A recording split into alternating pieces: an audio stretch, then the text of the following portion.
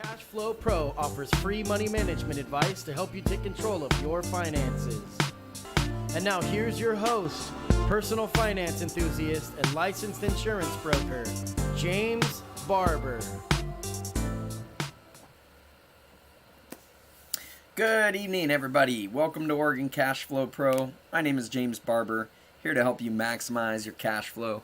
This is our Wealth Care Wednesday live stream, here to answer your questions, take your comments. If you guys have thoughts and questions on finances, stock market, insurance, life insurance, mortgages, credit cards, credit score, anything you can think of, let me know in the comments section. What are you guys thinking of today? How are you caring for your wealth? What are you doing to maximize your cash flow? Let me know. Do you have any hot tips? Anything you've learned over the last month? Not just here on my channel, of course, but anywhere else. Anything you've learned that you might want to share with our cash flow community? Tips or tricks? We got taxes coming up. Might have stimulus checks coming out soon. What do you guys think? What do you guys think? Manuel, good evening. Tesla dipping. You're going to buy more if it goes to 790. All right. All right, yeah, Tesla's taking a dip. Seems to be what I expected to happen. I had said yesterday there would be a delayed reaction to the Bitcoin news, and most likely it'll dip because of that news. Add into that, we had a really weird Wednesday. A lot of red in the market today, but turned out to be a solid day for my portfolio. BDN, good evening. Oliver, how you doing? Z Channel, good evening. Gene Wen, good evening. You opened a Robinhood account in late 2020. Do they have statements that will help with tax preparation? Yes. Yeah, Robinhood, your statement is probably ready. I think you can go to your account, go to statements and history, and you can scroll down to tax documents. Looks like it's not available yet. They'll be available the February following each year you've sold stock. Okay, so they'll be available sometime this month. But that's how you get to it. So click on your account, go to statements and history, all the way at the bottom, tax documents. Oliver, any tips to get the best returns from taxes? Oh boy, there's all kinds of things you can do to get the best returns, but it's going to depend on your unique situation. The best thing to do, if you can afford it, if you make enough, talk to a CPA. Talk to somebody who specializes in tax planning. That would be how I'd phrase it. Tax planning. They will help you. It's going to cost you some money, but it should be worth it in the long run. Depends on how much you pay in taxes. But you should be able to get some ideas, not just with what you currently spend, what you currently invest in, but also other ideas on how you can use different vehicles in order to get further tax savings. So they might give you some ideas on different ways to invest, to get similar returns, maybe ways to expand your investments to protect some others. Something that I'm thinking of doing this next year, I expect I'm going to have significant gains in the stock market. I don't plan on posting a bunch of losses to offset those gains, which means I'm going to have a nice tax bill of short-term capital gains. I expect I'm going to try to offset that. So if I get near the end of the year, let's say I'm looking at $100,000 in taxes. Okay? If I'm looking at $100,000 in taxes, I'm going to look to see what can I do with that $100,000 in taxes, or what can I do with that $100,000 other than pay taxes? Is there something I can put it in that could offset my income enough that I don't end up paying those taxes and I can generate some revenue?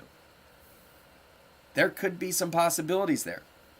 I could take $100,000. I could pair that with a loan on some commercial property, maybe maybe a nice duplex, triplex, or quad, that I turn into a rental.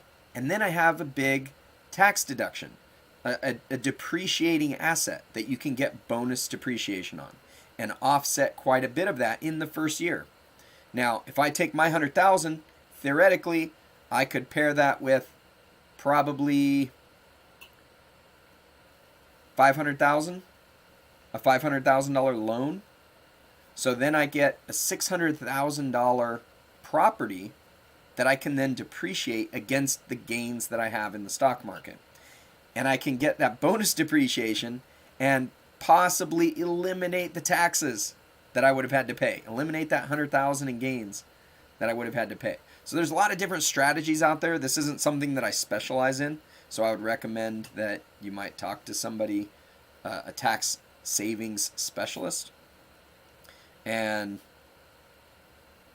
I don't really have anybody that I work with at the moment that I can recommend, but they're out there.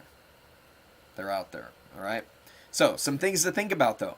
There's always different ways that we can approach it. The government incentivizes a number of different activities in order to help you offset your taxes.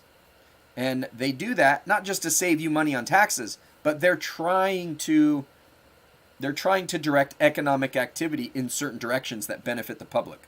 In this case, it's providing rental real estate, providing housing, which is sorely needed across the country. All right, that's why we end up with a lot of really good tax incentives on real estate. So, something to consider. And of course, depending on your situation, I could probably come up with a whole bunch of other different scenarios. Brantley, good evening. Do I think the marijuana stocks are here for the long haul? Ooh, good question. Massive climbs in the marijuana stock this week. A lot of it is in anticipation of Biden's relaxation on federal marijuana policy, possible legalization across the U.S., which would be massive for the industry. However, what we're seeing is a lot of incredible growth in Canadian marijuana companies. Those are most of the ones that are taking off right now. I think that's mostly because they've been allowed to grow and flourish and be on the stock exchanges. We have too many limitations here in the U.S.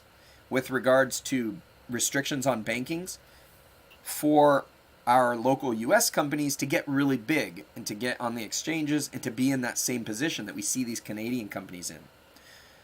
That could possibly change. We may see, if we do end up seeing some legalization, we see easing of restrictions as far as banking and loans for the marijuana industry, marijuana companies. We might see some U.S. companies start to grow and take some market share from there. So yeah, I definitely think that marijuana stocks could be here in the long run, especially if we can get some beneficial laws around legalization of it, allowing those companies to flourish. Whether the current companies that are skyrocketing, whether they're going to maintain those positions, that's another question entirely. I definitely think that the Canadian companies are going to be in a better position to grab some U.S. market share once it becomes legalized, just because of their sheer size. And what's happening right now is their market cap is getting very big. They're going to end up with a lot of money that they have access to, a lot of cheap money that our current U.S. companies do not because of the banking restrictions. So one of the ways that you can get around the restrictions around bankings and the loans is by doing share offerings. Well, there's not a whole lot of U.S. companies that are in that position to be able to do that and take advantage of it. But right now, a lot of our Canadian brethren companies are. So they're going to have an advantage in that regard. So pretty interesting to see how that can play out. I'm not exactly sure. I haven't thought about it too much until you just mentioned it to me. So all of that was stuff I just processed and thought about. I have not sat down and done a deep dive on any of this as far as what I might expect to happen. I haven't looked into those companies. I just know some of the challenges surrounding the industry because I'm here in Oregon where we legalized marijuana years ago. And even still, some of our local companies have trouble with the banking industry because of those restrictions. So Oregon was, I think they passed a plan. I think they passed a plan a year or two ago, or else it was in the works, where they set up a state-run, I want to say bank, but it's not really a bank, but it's a place where all of our local marijuana companies can actually store their cash, because there's a lot of risk in this industry when you close banking down and you don't make it available. These companies have to carry a lot of cash, and that puts them at risk of armed robbery, right? Burglaries. A lot of risk involved in that. And so the state saw a need to provide the ability for them to be able to park their cash that is not available due to the federal restrictions. So I think that passed, making it a lot easier around here, not necessarily any other carriers or any other companies across the country. Gene Nguyen, you're welcome. Oliver, you don't have much for write-offs. Making around $60K a year. Is there any write-offs for driving an EV? No write-offs for driving an EV, but if you wanted to make the most use of your car and being able to write off some of the driving that you do, what a lot of people do is they'll sign up to drive for Uber or Lyft, Uber or Lyft. And they have the ability to where you can, if you have a normal commute from home to work, you can accept rides. You can turn on and say that you're accepting rides in this direction. And so if anybody's going in that direction, you get a passenger. You now have a business. You have the ability to deduct your mileage. Even if you don't get any clients, you can deduct that mileage from there to work because you had it turned on. So you're driving for Uber, waiting to get a ride. So you can do that on the way to and from work. A lot of people do that, end up being able to deduct their mileage to and from their regular jobs. So yeah, that's one way you can do it. And that's probably the best way to do it too. You basically get to deduct 53 cents a mile. Now your Model 3 probably costs you, well, it's free for you. It's free for you. You get free supercharging for a year. So you don't even have to worry about that, but you get to deduct 55 cents a mile, I think. It might be 58 cents this year. Yep, two birds, one stone. So you get to deduct 58 cents a mile. You get paid by Uber. You get paid by the clients to drive. And even if they're not there, you get to deduct the 58 cents a mile. Pretty incredible way to do it. Now you'll have some wear and tear in there, but it's not going to add up anywhere close to the 58 cents that you can drive. And if you're doing it on your way to work, you're going to have the wear and tear anyways. Win-win situation. So good luck. Let me know how that goes if you decide to do something like that. You normally go to TurboTax, but this time you're going to go see someone, see what they say. All right, yeah. Not all accountants are created equal, okay? So you want to make sure that they understand your situation. Specifically, you want to talk to them about ideas on tax saving in your particular situation. Now, you're young, you have a regular job, you don't really have a side gig, although maybe you might start driving for Uber. You probably don't have a lot of different ways that you can get deductions, but there are other things that you can do to create opportunities for deductions. And this is where maybe an accountant isn't the best person to talk about for those ideas. So let's say, oh man, I don't know. My mind is just full of ideas on things you can do, but a lot of it involves getting a side hustle. When you get that side job, let's say you get that side job, driving for Uber. Now, you can open up a solo 401k for yourself. That means you can make greater tax deductions than you otherwise would be able to. So normally, you're going to be limited to whatever your company offers, whatever your company lets you put in. You might be able to put in $19,000 a year into a 401k, and then the company will match some of that. But they may not match the maximum that they can match. In your solo 401k, you can put in quite a bit of money if you're making money in your business. You can put 25% of your income into a business that you get from the business into a solo 401k from the company side. So if you're putting in $19,000 from your side, you can put in another like 27,000 or something like that from the company side. Now, if your company that you normally work for isn't putting in that much money, you can make up for that with your own solo 401k. You're not going to be able to do a separate 401k and contribute to it like you are, like they're two separate 401ks that you can both max out at 52 or 57,000 a year. It's combined. Okay? But that you would need to talk to a CPA about. Make sure that you're doing it correctly. But there's solo 401k companies out there that will actually, you don't even need to talk to a CPA actually. There's solo 401k companies out there that can advise you. They have people on staff that, with what you pay them each year, it's like, I don't know, a couple $100 a year for them to manage it or to just do any paperwork that's needed and answer any questions that you have on it. They would be able to answer those questions. So, Zach Ron, welcome to the Cash Flow community. Thanks for joining. Be sure to join us in our Discord channel. Anybody who's a member of the YouTube channel or a patron has access to our Discord server. You just go to either you'll get an email when you join as a patron, or if you join as a YouTube member, if you go to my channel's homepage, there's a membership tab and there's a perks section. And under membership perks, you get to, there's a link to the Discord. So you can join us in the Discord. Great place to talk. It's like I know your situation and remember all the details about your life. Thanks.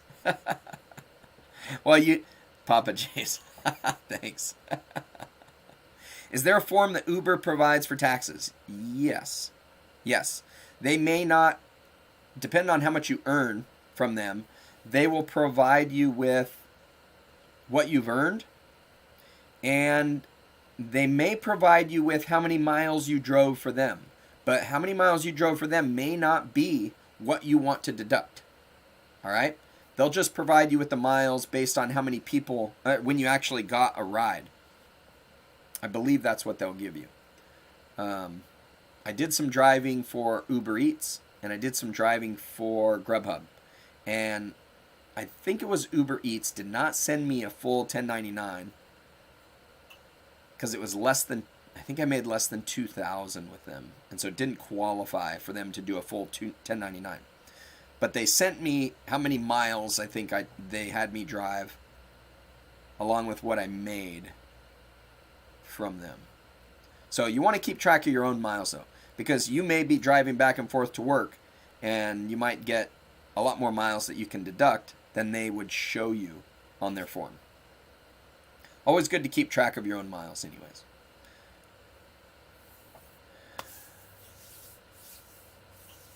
Zach, you're welcome. You're welcome. I'm happy to help. Happy to help. Gotta wet my whistle.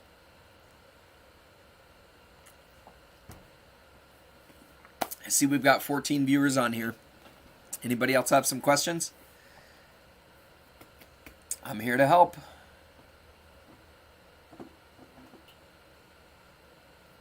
What are you guys doing to maximize your cash flow?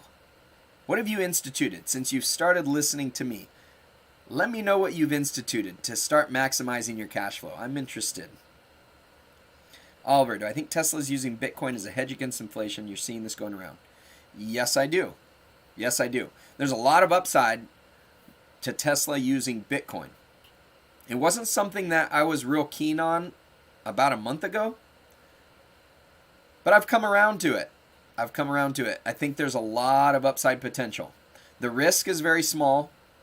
If it goes to zero, which is not going to happen, but the risk is very small. That equates to, a little over $1 a share in lost value with the amount of Bitcoin that they bought. But the potential that it represents, massive growth opportunity, which adds to their balance sheet. You don't even have to consider it as an asset. I mean, you can. It is considered an asset sitting on the books, but it's just like sitting on cash. They can convert that to cash and use it. At the same time, they're able to start offering, accepting Bitcoin. But they could possibly create their own exchange so that they can, when they accept Bitcoin, they don't have to have any of the fees associated with it. They can accept partial coins as payments, which they're going to need to do if they're able to start letting people pay for things with Bitcoin. There's a lot of things that having a 1.5 billion in Bitcoin will allow them to be able to do. So when you're talking about the vertical integration that this company does in every aspect, and Elon Musk, he started PayPal. So he knows all about that side of the equation.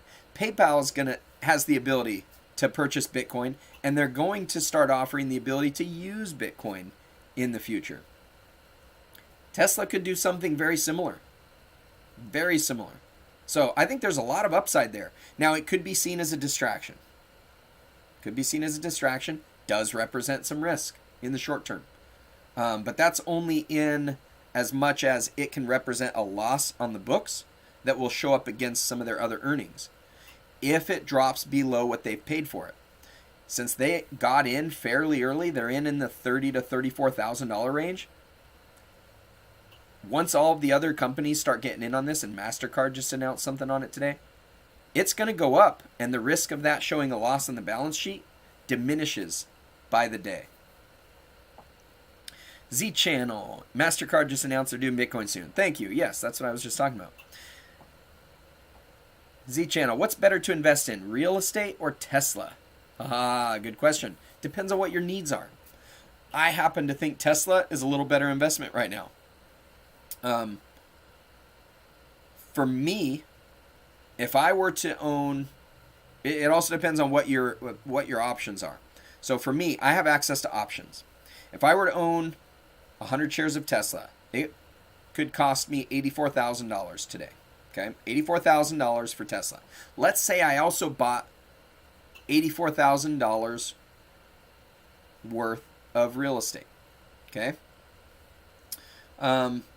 Okay, so I can use margin to buy Tesla. So let's say I use the full margin to buy some Tesla. That would be 2 to 1. So I could actually buy the Tesla for $40,000 cash, 40,000 margin. If I use that same $40,000 cash, I could get $200,000 house. I could get is that right? 20%? Yeah. I can get a $200,000 piece of property. Okay, so now we're doing apples to apples. I got a $200,000 piece of property. I've got 100 shares of Tesla. Okay, what can I do with that? I can rent out the property, a $200,000 property. Let's figure the 1% rule. That means I could get about $2,000 a month in rent. Okay, that's going to be on the high side for a $200,000 property, most likely. But let's say that's what I can get. I can get $2,000 a month in rent. I also get to depreciate that asset. And I might get appreciation on that asset too. The real estate tends to appreciate about 3% a year, 3 to 6%. Okay?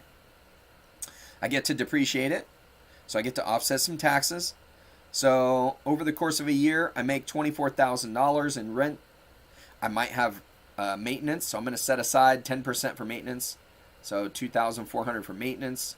I'm going to set aside, I got to pay a manager to manage it. Okay? That's another 10% we'll figure.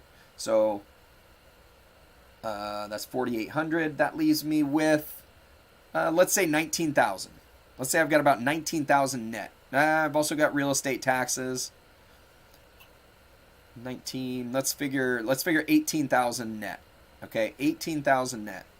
That's about a 15% return on that property. 15% cash on cash return. I put 40,000. No, that's not cash on cash.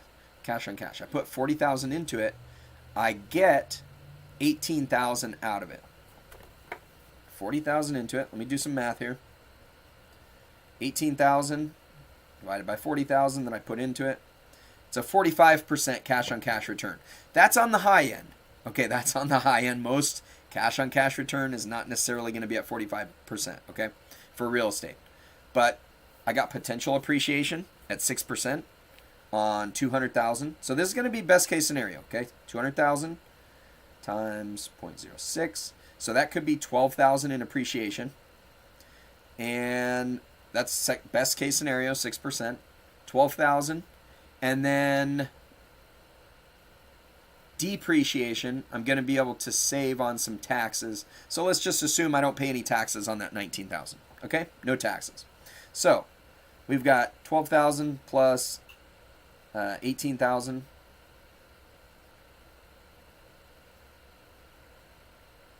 That gives me 30,000. Divide that by the 40,000 cash I put into it. 75% return.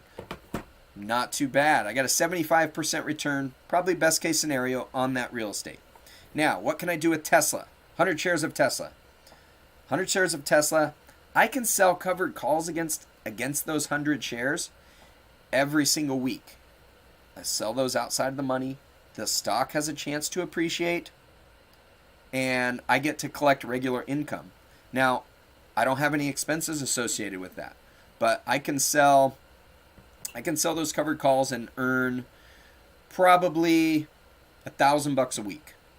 Okay, fairly easily. I can earn $1,000 a week and still allow the stock to appreciate at approximately hang on a second.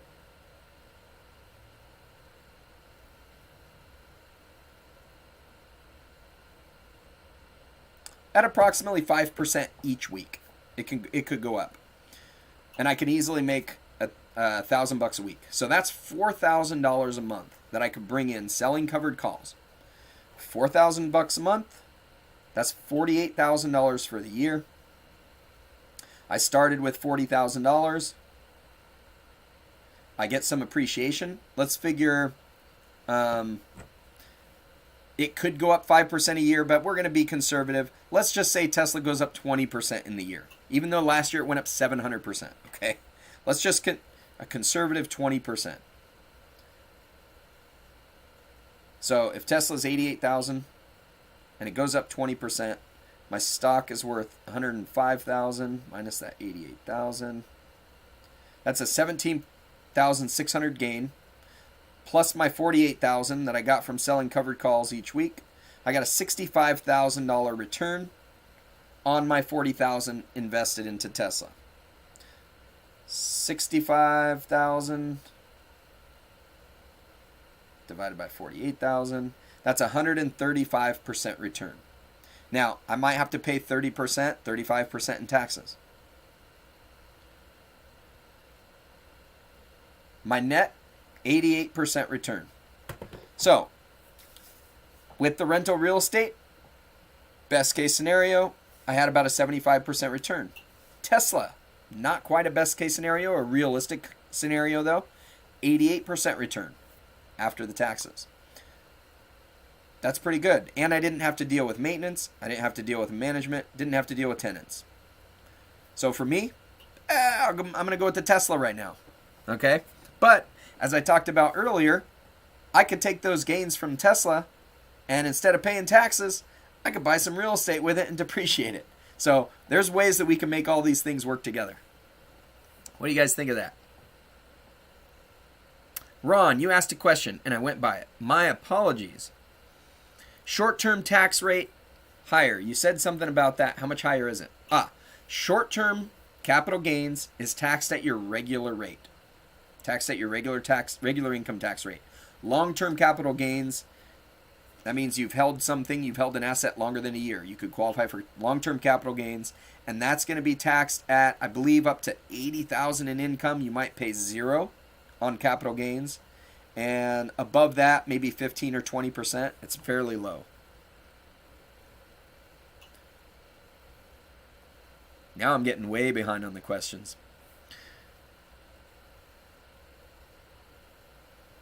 Manuel, you bought into crypto and started buying stocks. All right. Anthony Thomas, good evening. Does Robinhood email that documentation? I believe they mail it. I believe I got something in the mail from them, but it's there available in your app, and you can just download it electronically. And you should be able to upload it. I believe you can just upload it to something like TurboTax as well, if you use TurboTax. Gene Wen, you were already into infinite banking, but my videos made it easier to implement and understand the process. Awesome. You used your policies to buy your company cars and fund your Robinhood account. Oh, I love it.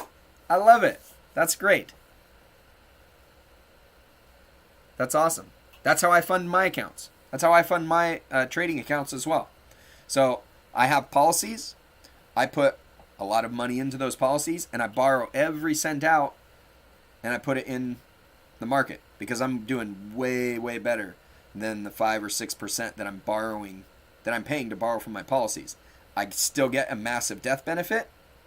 I still get the growth in the policies, and I get the growth with what I'm doing in the marketplace. So, win, win, win. Works out really great.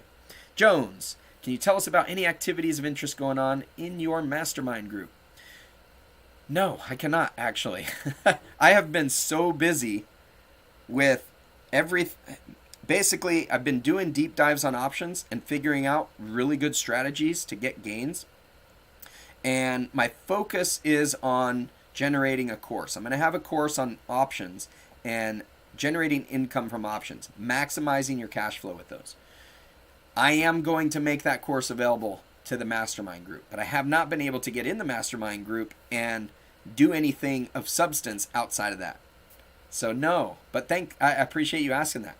My hope is that I'm going to be able to provide a lot of value to our mastermind group. I had been sharing my trades for a while, but once I started changing my strategies here in order to solidify an income type play, where my goal with this income type play is 100% return each year minimum. That's my goal with this. And I'm doing a lot better than that right now, but it might not be. There's a lot of stocks that are going up that we didn't expect to go up.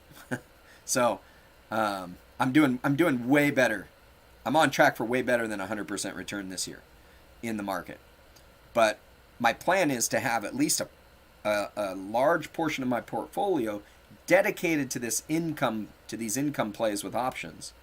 That's a safe 100 to 200% gain, and that will leave me with some extra that I can do other trades with, where I'm going for a lot higher returns than that in the short term.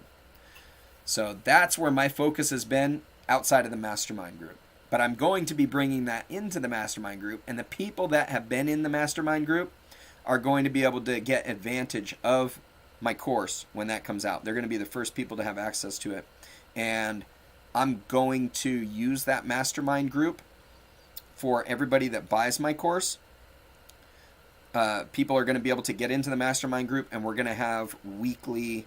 I'm going to basically just put out all of my due diligence each week on the stocks that I'm looking at for the best income options coming up, and whatever else we can do to provide value. So thanks for the question. Good question. Oliver says, imagine if the Tesla supercomputer can start mining Bitcoin. Yeah, I don't know that that's going to be a good use of its time. That they'll make way more money if it can solve full self-driving. Way more money in full self-driving than in Bitcoin. Guaranteed. Elon knows PayPal and is super close with Jack Dorsey. Yep. Che Matt MDRT. Good evening. Tesla prediction tomorrow. That's a good question. Tomorrow's a Thursday. Thursdays tend to be pretty good days for Tesla. Today was a bad day in the market, period. I think Tesla could see a bounce. At the same time, I don't know if all of the downside has played out from the people that are nervous about the Bitcoin move. So it's possible that it still stays down around where it's at, maybe comes up just a little bit, or even dips back down under 800. I'm not sure where that's going to play out. My expectation come Friday is we'll probably be back to where we are around now, which is closer to 800 than 850. That's my feeling. I don't know if that's going to play out, but that's kind of the feeling I'm getting. We'll see how that goes. We'll see if my intuition is anywhere close come Friday. Cindy, good evening. Brantley, what are your basic rules for options? For example, you have a $319 AMD, $95 strike price call, up almost 100%. When do you take profits? You're still learning. Okay, it's really hard if you only have one. If you only buy one call, you're stuck trying to decide when do you get out. When do you get out? You're going to have to decide when you got into the position, what was your goal? What did you think was going to happen, and did that play out? If it played out, might be time to take your winnings and be happy with it, regardless if it goes up or down. If you get into a position, I like to get into a position with like 10 of them. If I get into a position with 10 of them, then if it goes up, I can sell half of them. And then if it goes down, I can buy back in and reduce my position if I still think that it's going to play out. Or I can just consider myself still up and get out of my other position, right? Get out of my other position. I still end up locking in those gains. Or if it continues to go up after I take out half of it, I'm still in on the play, and I'm not going to feel like I'm missing out. I took out all my options and now it's going up. What a bad move. I find that if I can do that, if I can just take out some of it, I can still ride up, and I'm not going to have FOMO. I'm not going to beat myself up over taking some of the profits. At the same time, if it comes down right after I sell or shortly after I sell, and I still think that it's going to come back up, I can just buy in lower and make a little quick round trip. So that's what I try to do if I'm doing some short-term call trades like that. Zach, interested in options, but you have zero experience. What is the downside risk of selling covered calls? That's a good question. I am experiencing the downside right now. There's not really a downside risk, okay? When you sell a covered call, most of the time you're going to own the shares. So if you own the shares, you're going to sell the covered call at a strike price that you're okay selling the shares at. So if it goes through that strike price and somebody exercises, you're going to get paid for that much money and keep the premium.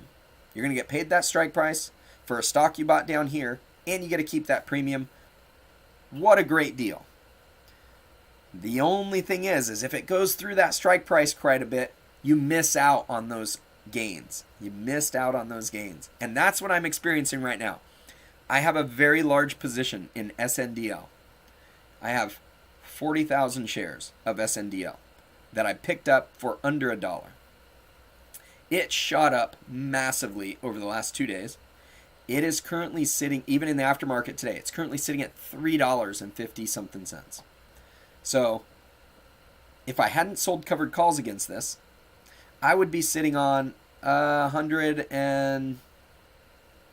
$120,000 worth of SNDL that I'm in for about $40,000. But I've been selling covered calls on this. And so with selling the covered calls on this, it limits my upside. It limits my upside. I've sold calls at $1 strike price. I sold some at $1.50, and I sold some at $2. So right now we're well above those. We're well above those. It went all the way through those. I only have 500 of those 40,000 shares that are uncovered, that I'm getting the full advantage of all of that growth in. Now, I've made good money selling those covered calls. Like, I've probably made, I was in on the stock for $29,000 in one of my accounts, $10,000 in another account. Okay, a little less than $10,000. I've been selling those covered calls, and I've probably made $15,000. Actually, probably more than that. But just selling the covered calls. So I'm in for 29. I've already made 15,000 in profits, and I'm probably sitting on, if I just let those calls go through and I buy and I get my shares, I'm probably sitting on another 20,000 in profits. So I doubled my position. I'm pretty happy with that. I'm pretty happy with that. And this is a position I've only been in since the end of January. So 15 days. So I'm up over 100% in that position, counting all the covered calls I sold, and if I just let those go. I'm not really prepared to let them go, though. I can roll these calls, and I can collect more premium. Or I can lock in some of those other gains. The only downside is, so let's say I have a call expiring $1.50 this Friday. I think I might have some expiring this Friday for $1.50. Otherwise, it's next Friday. $1.50. I can roll that to, I might have to roll it out to March, but I can roll it to the $2 strike price, which gives me another 50 cents per share. I think I have 11,500 shares at the $1.50 strike price. So I could roll those out a month and maybe collect a nickel per share. A nickel per share, that's $5 for 115 contracts. So that's $500. So I can get $500 plus another 50 cents per share for those 11,500 shares. That's another $5,700. So 5,700 plus the 500 I get for rolling it. I could roll it and increase my position by an extra 6,000. The only downside to that is maybe that stock price comes down before we get to March, and I don't get to sell it for the $2. So that's the risk that I take on that. Now, when I got into the trade, I didn't plan on it going up that much. I was planning on just selling and making 5 cents a week on 30,000 shares or 40,000 shares. 5 cents a week on 40,000 shares, that's 400 contracts. That's $2,000 a week that I was planning on collecting every time I roll that. And I'm in on these for $40,000. That's a solid return. Solid return every single week. So the spike in price messed up that option, but I'm going to be able to collect a lot sooner. So hopefully that all made sense and gives you guys some idea. But I'm going to go over all of those kind of things in that course that I'm doing. I'm going to go over all those things, the risks. I'm going to go over how to get into them. I'm going to go over how to identify those trades. I'm going to go over how to figure out your potential gain. I'm going to go over all that stuff in the course that I create. I haven't started creating it yet. I've got an outline in place of videos I'm going to put together, but I'm going to be explaining all of that in the course. Z Channel, you're welcome for the advice. Zach, learning a lot from passive listening. Very good. Very good. BDN, investing in Tesla using covered calls. How would you earn $1,000 a week? Please explain, and for how long? Okay, with Tesla, if you own 100 shares, it depends on the volatility in the stock. But let me go to the Tesla option chain. If I buy 100 shares of Tesla today,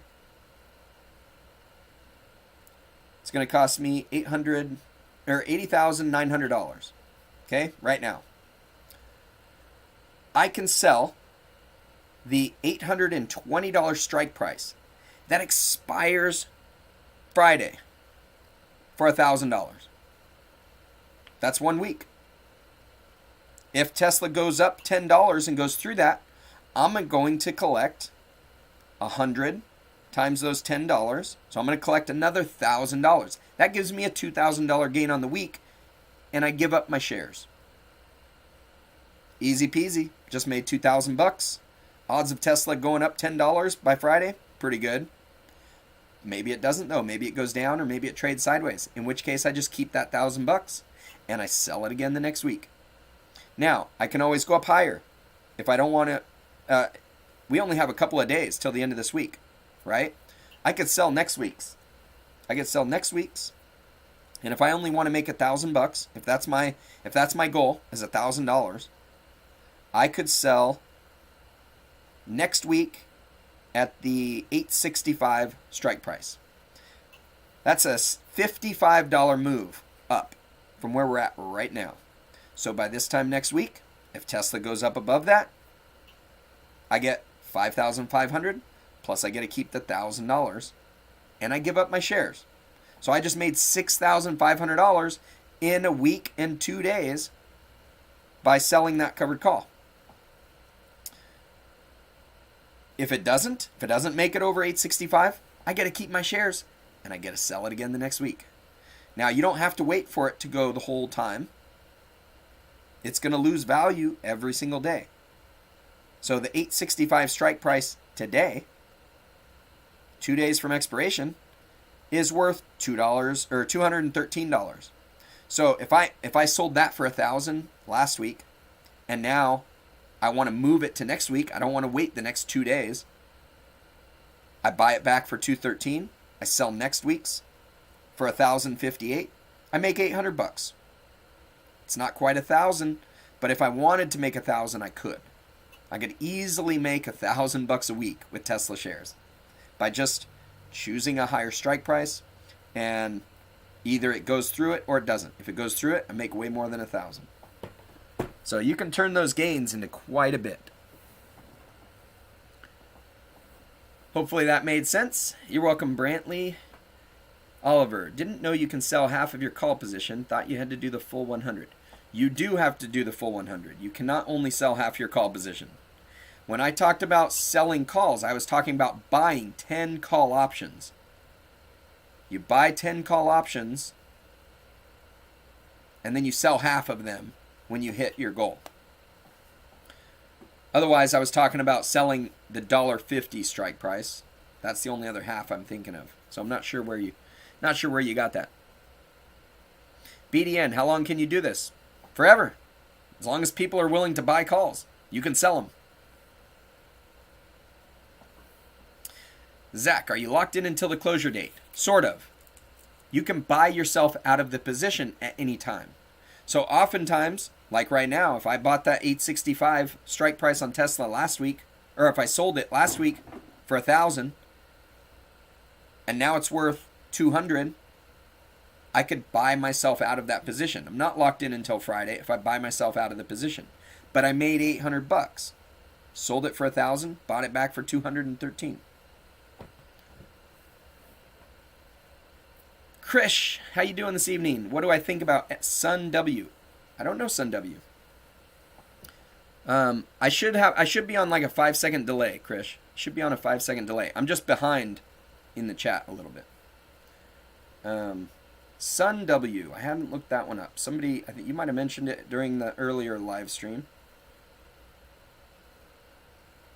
Sunworks.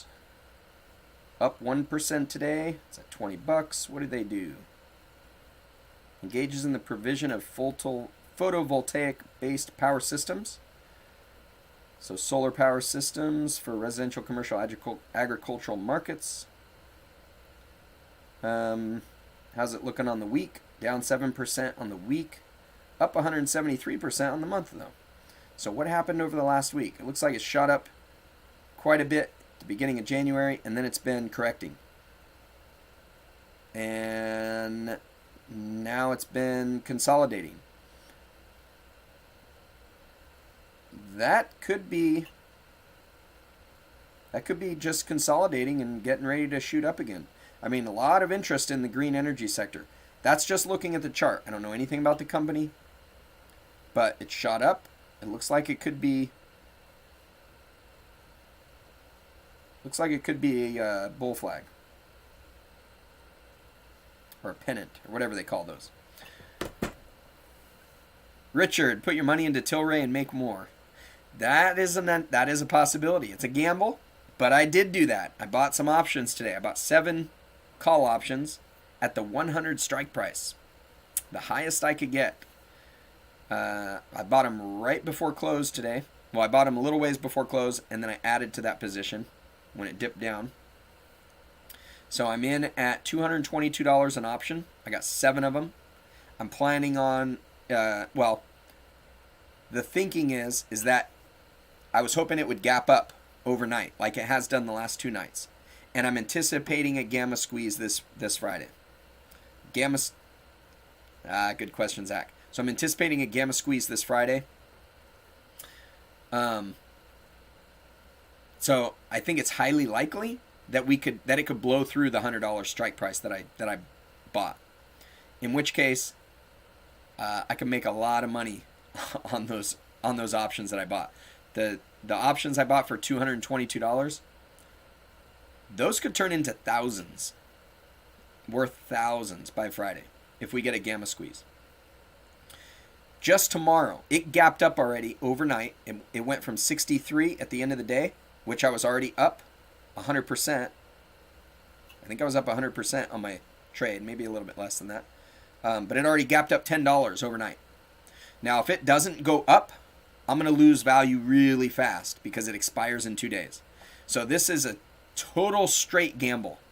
I did not give myself much time. Usually if you buy calls the week of expiration, you're going to lose money. You're going to lose on the trade. It's in a very minor number of situations, like right now with a potential gamma squeeze, where it can pay off big time. So for me, it's worth the risk. So I've got about $2,000 worth of options on that at the $100 strike. I also have another another $1,400 worth of options at the $65 strike price that I picked up earlier in one of my other accounts. Those ones are doing really well right now because we're well above that strike price. So I've got both ends. I've got both ends covered. With as long as it doesn't drop, as long as it doesn't just go down, I should be okay. I had 4, I sold 2 right before close, just in case, because I had that upside covered, but I didn't have the downside covered. So I sold 2 of the ones that were already in the money. I made quite a bit on. Sold 2, left 2. So those are going to continue to pay off tomorrow with the gap up, and the other ones should print money when those gap up. Now Zach asks, what's the difference between a gamma squeeze and a short squeeze? Are they related? Not necessarily, but they can impact each other. A gamma squeeze is where the market makers who buy and sell the options between all of us, they try to remain delta neutral. And delta neutral requires them to actually buy some shares at some point in order to make sure that they're in a neutral position with regard to how many calls and puts have been bought and sold, and how many are outstanding, and where the stock price is at. When the stock price goes up above all of the options that were sold, every call is going to be in the money. That means they're on the hook for providing shares to every one of those people. That means they're going to have to buy the shares. And when they have to buy the shares, it's going to push the stock price up. And the stock price is already up above the highest options that are out there. This happened this morning. The highest stock price that was available was $65 yesterday. They opened it up to $100 today. That's why I bought the $100 strike price. It puts pressure on the market makers to buy more shares in order to cover that position in case it goes through $100. Now, if people buy puts way down low, it can offset my position up there, and they won't necessarily have to buy the shares to be in that position. But with the stock price going up, it's highly likely that they're going to have to cover that position, and they're going to have to buy some shares to get delta neutral. And they don't really care what the price is for the shares. They just need to own them and be in a position to be able to pay off all the ones that are in the money. So if it goes through the $100 strike price, we're in gamma squeeze territory. We're already in a squeeze from that $65 strike price that it blew through yesterday. That can continue. Now they probably will not keep opening up new options because it expires this Friday, which causes that squeeze to be even worse. Now there are, from what I understand, 30% of shares that are out there are short on that stock. So that can create a short squeeze. Not too much, because there's still plenty more shares out there to short. Okay? We're not in a situation where it's over 100%, which is what happened with GME last week.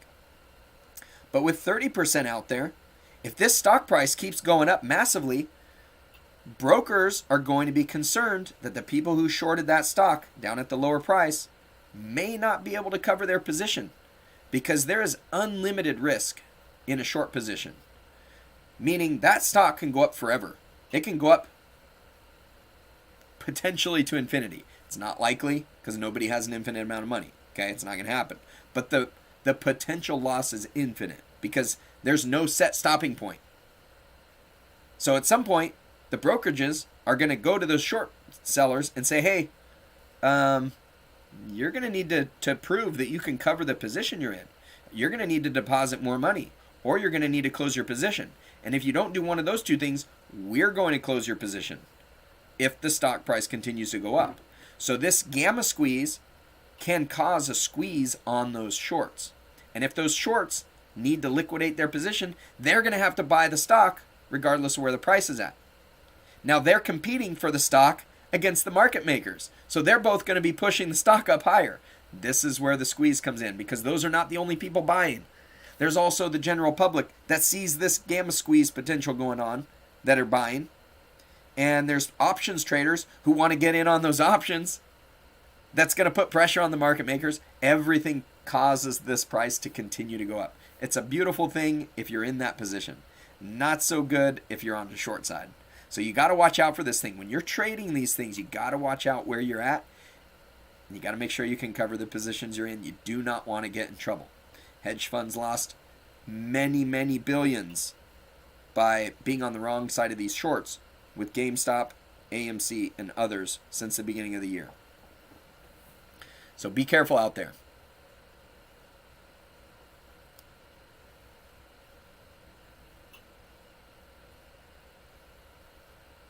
Chris, you think you got in a little too high? What did you get in at? $20.74. On what? What did you pay? Oh, Sun W. You're in at $20.74. Okay, let me take a look here. It's at $20.41. It depends on how long you want to sit on it. This looks to me, unless there's bad news, if there hasn't been any bad news, it looks to me like it's consolidating. And after it gets done consolidating like this, it could break up or it could break down. So one of those two things is going to happen, but it's going to make a big move. My guess, looking at just the candle charts, it looks like it's going to break to the upside. Now that's barring bad news. There could be some bad news. There could be people just waiting to take profits, but mostly that's probably what's been happening during this consolidation period. So if you're willing to wait it out and see where it goes, I wouldn't make any rash decisions right now. If it breaks to the downside, you want to get out of it fairly quickly. And then just buy in lower when you get the opportunity if you see a chance for it to go up. But if it breaks to the upside, it's going to happen pretty fast. And you'll be glad you held on, I think. That's not me advising you on one way or the other to do, because it could go either way. I can't give that type of advice, but that's how I would play it. Okay?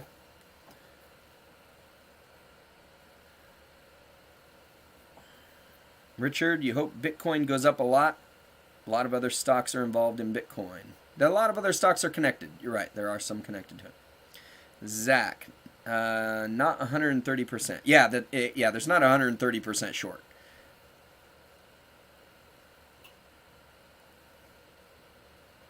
What happens if the strike price I choose ever hits the mark on the set date? Hopefully I got out of it before then. Because if it hits the strike price I'm at on the day of expiration, I'm not going to make any money. Because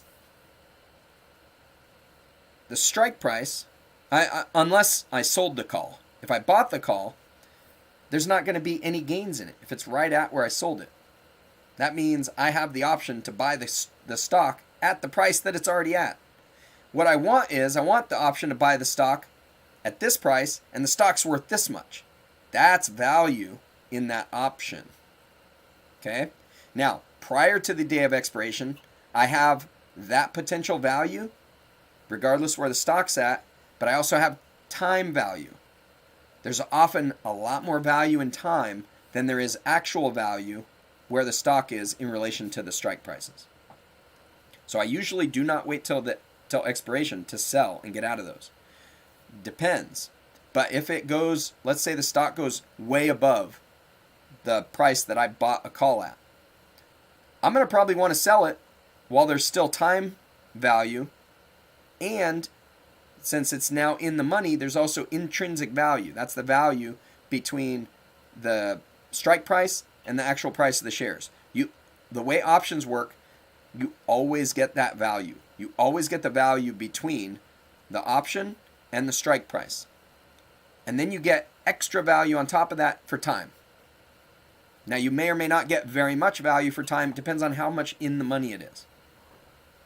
Okay? Now if I think the stock's still going to keep going up, then it pays to wait until expiration before I sell it. But if I don't want to buy the 100 shares, I'm going to sell that option before it expires.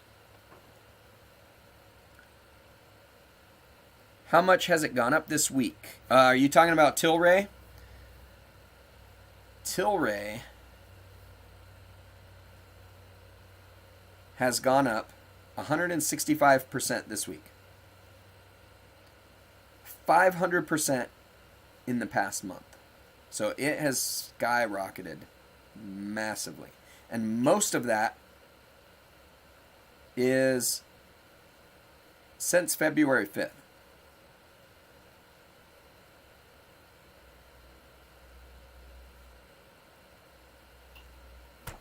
So massive jumps. Pretty exciting. Key Perry, how you doing this evening? Hope everyone is staying healthy, getting better in their business, work, hobbies. Yeah, thanks. I agree with that sentiment. Oliver, I answered that one. Krish, is there a point where you should know to sell it because it would probably keep going down? Not really. I mean, I would look at support levels. You want to look at where has the resistance been? Where has it shown support in the past? It's bounced off once or twice.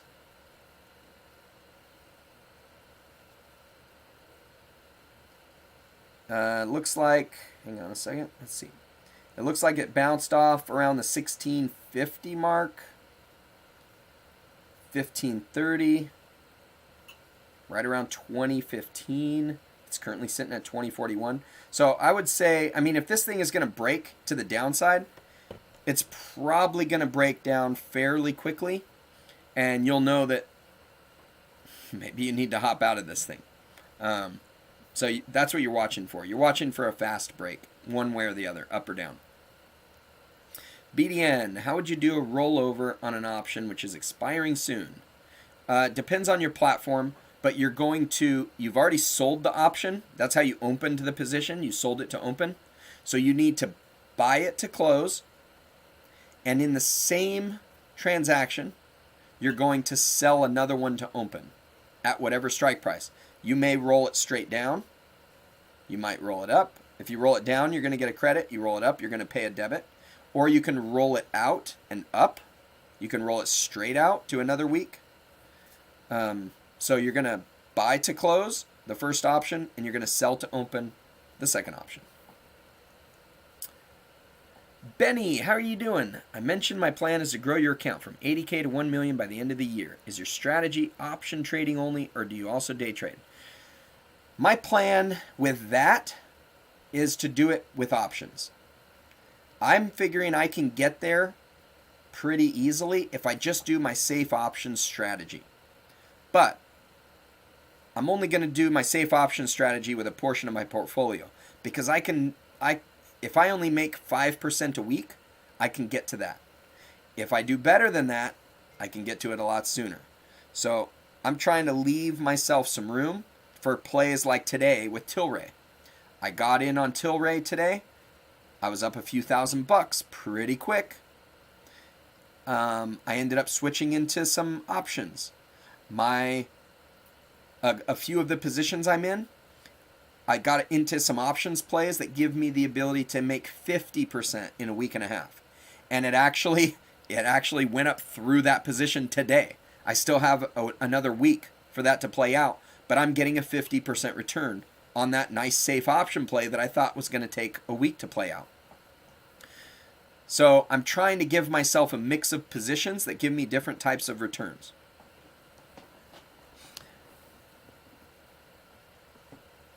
Krish, do you think it's worth the risk for you to hold it? I don't know enough about Sun W to let you know. When I try and decide if I'm going to hold something or not, I think about what am I waiting for? What is the potential payout?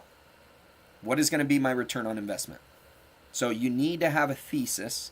You have to have an idea of what you expect this stock to do. And if it does it, awesome. If it doesn't, if it moves against you, be ready to cut your losses. You don't want to ride that thing down, go in the wrong direction. This is something that's been very hard for me to learn because oftentimes when I first get into a position, it moves against me right away. And so I've kind of I've trained myself to write it down and back up, which is a very tough situation to do. It's definitely can make you anxious. It turns out you're much better off if you get into your position. If it moves against you, cut your loss right away. Then when it moves down, you can enter back into it when you expect it to go back up. I find when I'm in a position, if it moves against me right away, I'm constantly hoping for it to go back up. And I can actually spot it like, oh, now it's going to come back up. And I can just see it playing out where it's going to get me back into the positive. Sometimes that plays out, sometimes it doesn't. But if I had just sold, taken a quick, small loss, I can still watch that play out and I can get in down lower. And if it plays out, I get the advantage of it going all the way up from there. And if it doesn't, I'm going to cut my losses again really quickly. Now, if you get a 5% loss on a trade, in order for you to make up that loss, you only need to make back like less than 6% in order to get positive.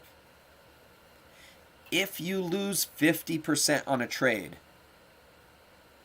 do you know how much it's going to take you to come back from that? You need to make 100% back. You need to make 100% back to get back to even. That's why you're better off cutting your losses quickly rather than waiting it out. There are so many trades that I've made where I've lost 50%, 80%, 90%. If you lose 100%, you need to do a 200% trade in order to make up for that with the same amount of money. Incredible. It makes it very, very hard to come back from those big losses. So you got to think about that. Really good traders are very good losers. They handle their losses very well and they get in and out very quickly if the position moves against what they think it's going to do.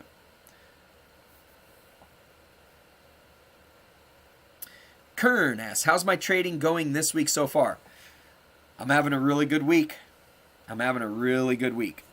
On my Robinhood account, it's really hard to tell today because a lot of the stocks I'm in have gone up after hours, even though my options haven't, and so it's going to be a little bit misleading.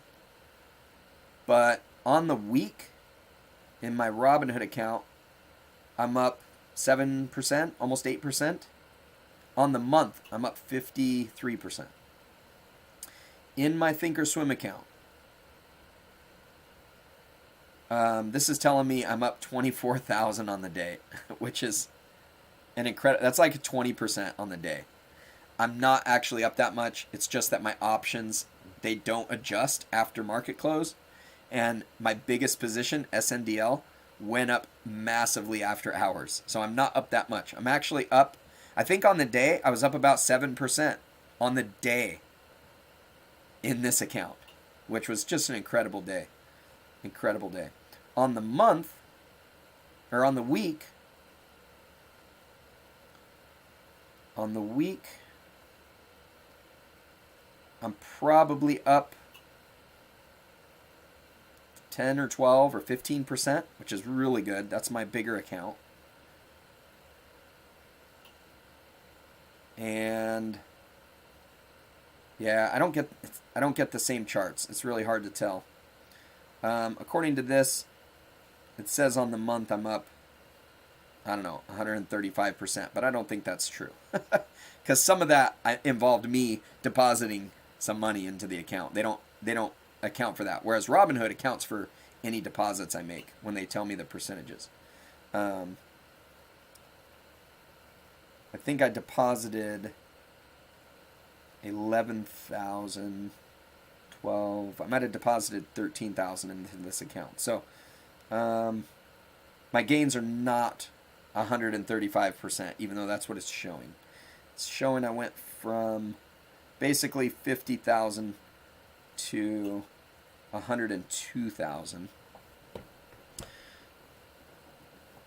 So that would be 100% gain, but it's not 100% because I added some money into that. It's still a really solid gain. I'm doing very well in the month. Very well in the year.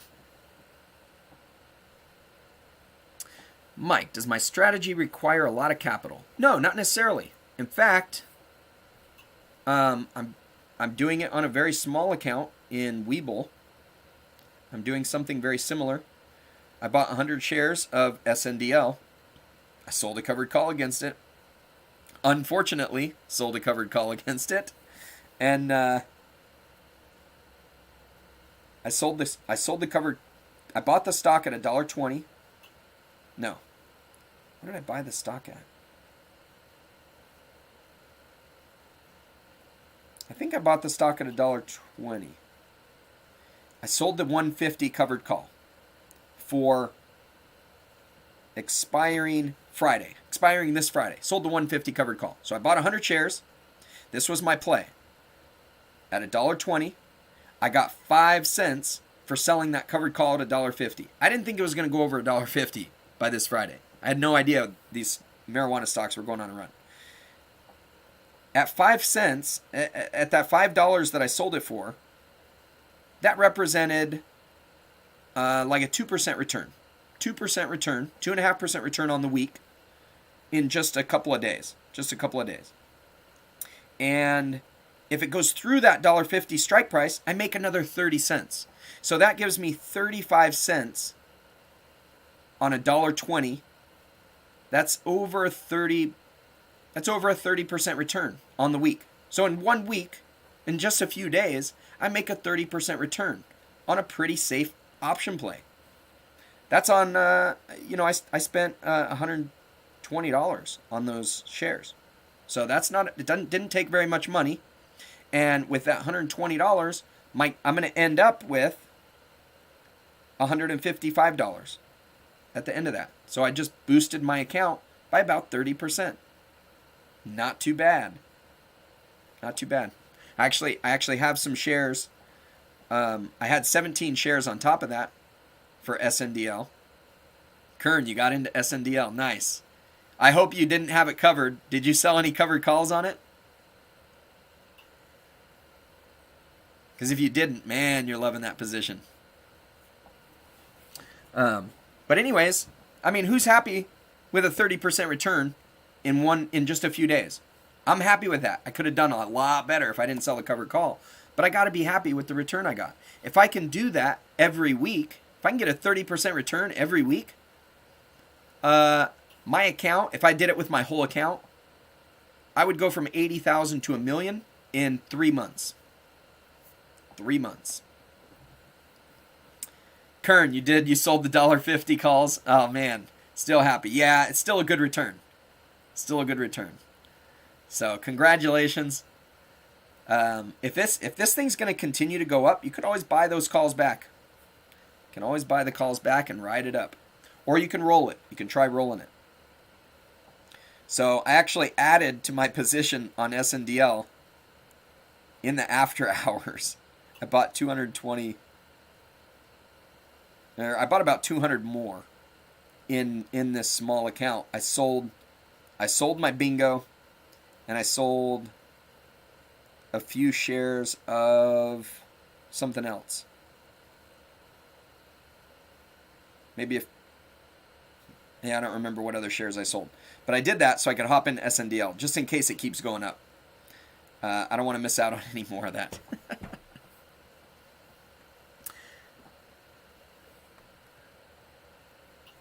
Darius, can't wait for the course. I make it sound so easy. It actually is pretty easy.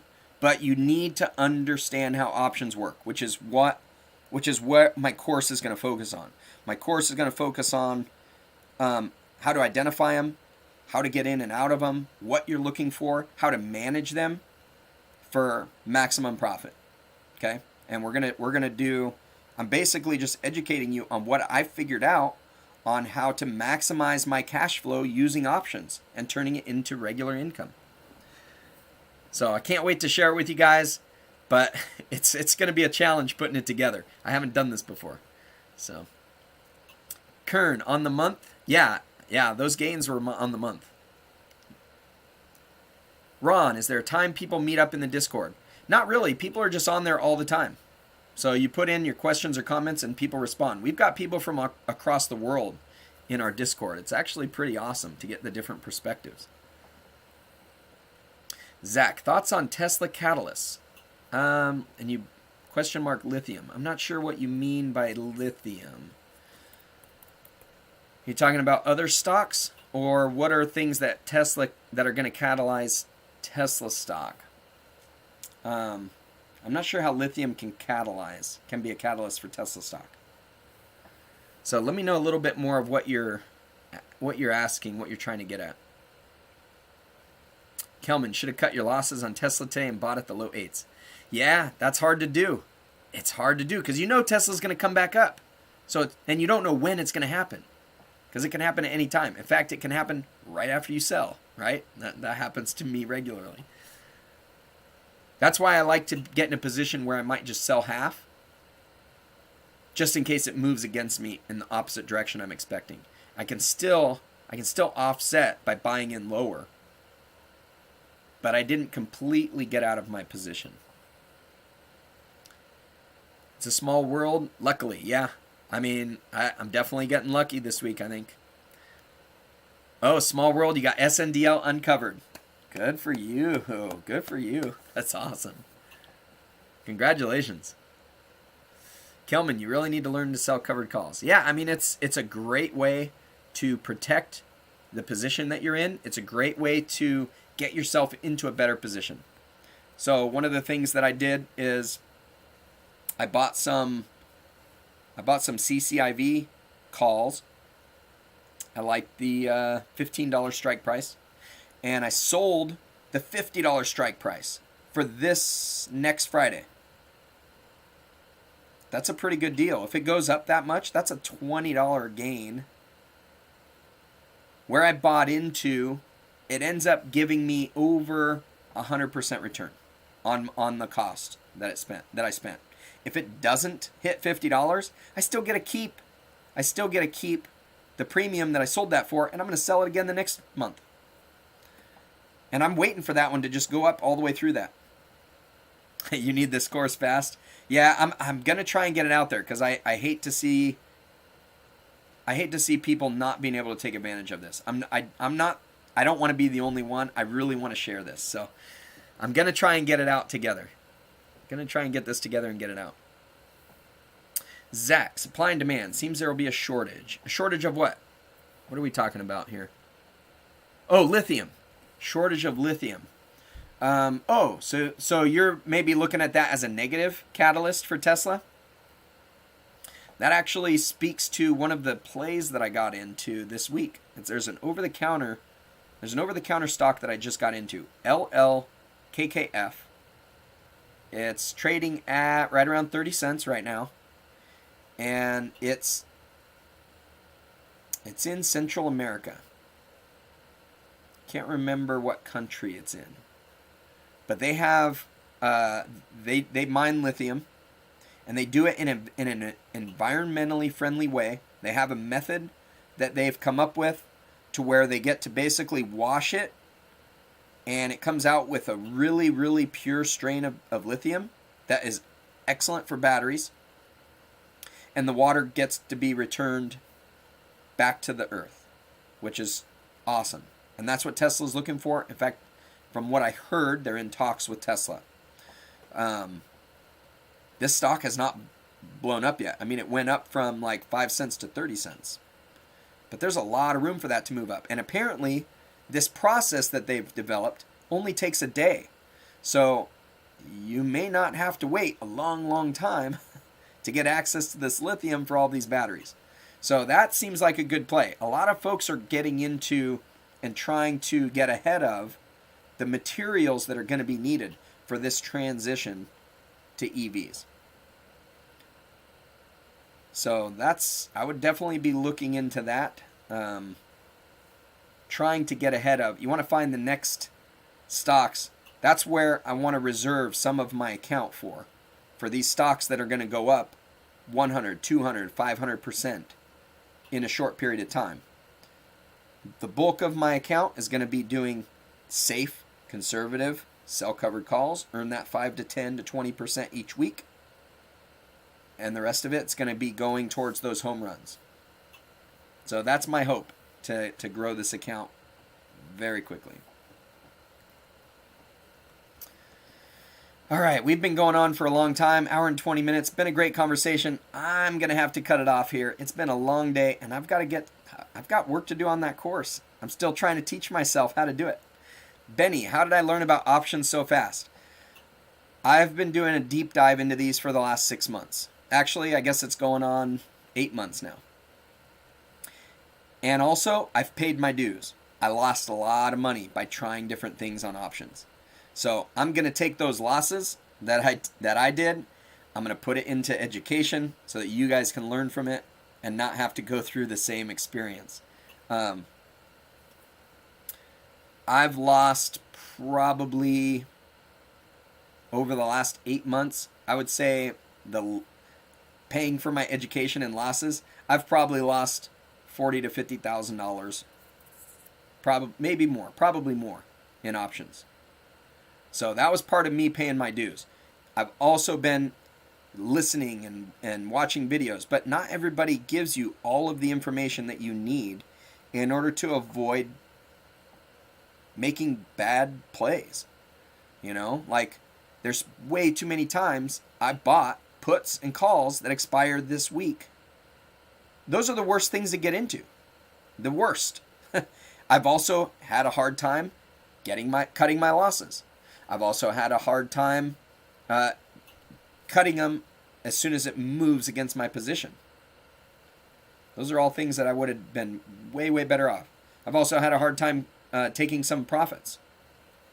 Those are all things that you need to learn if you want to become a good trader and a good investor.